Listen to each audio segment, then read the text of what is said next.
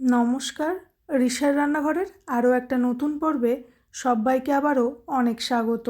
আজকে শেয়ার করছি ঘরোয়া উপকরণে ধাবা স্টাইল ডিম আলুর কারির রেসিপিটা। খুব সহজভাবে তৈরি করব, কিন্তু খেতে হবে ভীষণই সুস্বাদু। তো রেসিপিটি আমি আমার মতন করে করেছি। সম্পূর্ণ রেসিপিটি দেখার একটা ছোট্ট এবং আন্তরিক অনুরোধ রইল সবার কাছে। তো সবার প্রথমেই আমি এখানে 2 টেবিল চামচ সর্ষের তেল গরম করে নিয়েছি। তেলটা গরম হয়ে গেলে এখানে আমি 8 থেকে 10 কোয়া রসুন অ্যাড করে দিচ্ছি, আর অ্যাড করে দিচ্ছি 2টো টমেটো আর 2টো পেঁয়াজ। আমি এমনি বড় সাইজের করে কেটে নিয়েছি। ঝালটা আপনাদের টেস্ট অনুযায়ী অ্যাড করবেন। আর এখানে অ্যাড করেছি কাজু বাদাম 5 থেকে 7টা মতো, আর অ্যাড করেছি গোটা গরম মশলা, ছোটো এলাচ, দারচিনি, লবঙ্গ আর গোলমরিচ। সমস্ত কিছুকে মিডিয়াম টু হাই ফ্লেমে 3 থেকে 4 মিনিট মতো ভাজা মতো করে নেবো। তো এই দেখুন, এই পর্যায়ে ভাজাটা হয়ে গেছে। এটাকে একেবারে ঠান্ডা করে নেবো। যখন একেবারে ঠান্ডা হয়ে যাবে তখন একটা মিক্সিং জারের মধ্যে সমস্ত কিছুকে অ্যাড করে দেবো। তারপর এখানে খুব অল্প পরিমাণে জলও আমি অ্যাড করে দেবো। এর একটা স্মুথ পেস্ট আমি তৈরি করে নেবো। তো এখানে আমি জলটা অ্যাড করে দিয়েছি। এবারে এর একটা পেস্ট আমি তৈরি করে নিচ্ছি। আপনারা চাইলে এখানে একটা শুকনো লঙ্কাও ব্যবহার করতে পারেন। তো এই দেখুন, পেস্টটা একেবারেই রেডি হয়ে গেছে।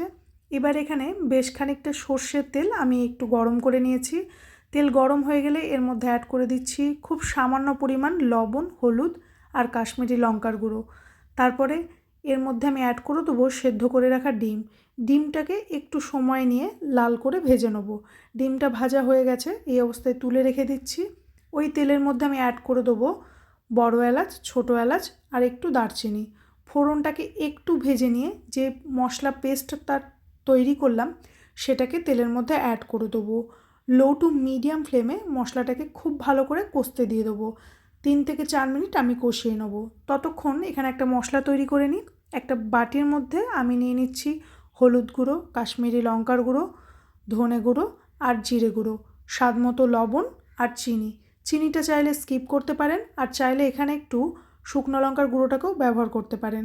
তারপর সামান্য জল দিয়ে এর একটা স্মুথ পেস্ট আমি তৈরি করে নিচ্ছি। এই পেস্টটাই আমি রেসিপিতে পরবর্তীতে ব্যবহার করব। তো এই দেখুন, মশলাটা বেশ ভালো মতো একটু কষা হয়েছে। এখানে আমি যে মশলাটা পেস্টটা তৈরি করলাম সেটার খুব সামান্য জল দিয়ে এটাকে খুব ভালো করে মিক্স করে নিয়ে একদম তেল ছাড়া অবধি মশলাটাকে কষতে হবে। তো এই রান্নাটা না একটু সময় সাপেক্ষ, কিন্তু যে রেজাল্টটা বেরোবে সেটা কিন্তু একেবারেই সুস্বাদু হবে। এখানে আমি সেদ্ধ করে রাখা আলুও অ্যাড করে দিচ্ছি। তারপর সমস্ত কিছুকে খুব ভালো করে লো ফ্লেমে এটাকে কষিয়ে নেব। ঢাকা চাপা দিয়ে কষাবো যতক্ষণ না পর্যন্ত একদম তেলটা বেরিয়ে আসে। তো দেখুন, 10 থেকে 12 মিনিট পর ফিরে আসছি। খুব ভালো মতো কষা হয়ে গেছে, তেলটা উপরে ভেসে এসেছে। আলুটা না একেবারেই অপশনাল, আপনারা চাইলে স্কিপ করতে পারেন। তো এই পর্যায়ে আমি পর্যাপ্ত পরিমাণ জল অ্যাড করে দেবো। আলুটা আমি আগে থেকেই সেদ্ধ করে রেখেছিলাম, তাই খুব বেশি জল অ্যাড করছি না। আবারও ভালো করে নেড়েচেড়ে একদম ভালো করে কষা হওয়া অবধি, মানে তেলটা উপরে উঠে আসা অবধি রান্না করে নেব। তো এই অবস্থায় 50% ডান হয়ে গেছে। আমি এখানে ভাজা ডিমটাকেও অ্যাড করে দিচ্ছি। তারপরে সমস্ত কিছুকে আবারও খুব ভালো করে মিক্স করে নিয়ে একদম লো টু মিডিয়াম ফ্লেমে ঢাকা চাপা দিয়ে এটাকে একদম তেল ছাড়া অবধি রান্না করে নেব। তো প্রায় 12 থেকে 15 মিনিট পর আমি ফিরে আসছি। একেবারেই রেসিপিটা রেডি হয়ে গেছে। একটু সময় নিয়ে ঢাকা চাপা দিয়ে মাঝে মধ্যে নেড়েচেড়ে এই রান্নাটাকে করে নিলে ভীষণই টেস্টি হয় খেতে। পরোটা, ভাত কিংবা পোলাওয়ের সাথে এই ডিমের কারিটা ট্রাই করে দেখতে পারেন। আশা করছি ভীষণ ভালো লাগবে।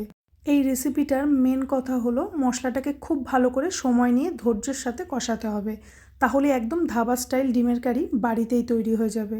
তো রেসিপি ভালো লেগে থাকলে চ্যানেলটিকে সাবস্ক্রাইব করে পাশে থাকার অনুরোধ রইল। ধন্যবাদ।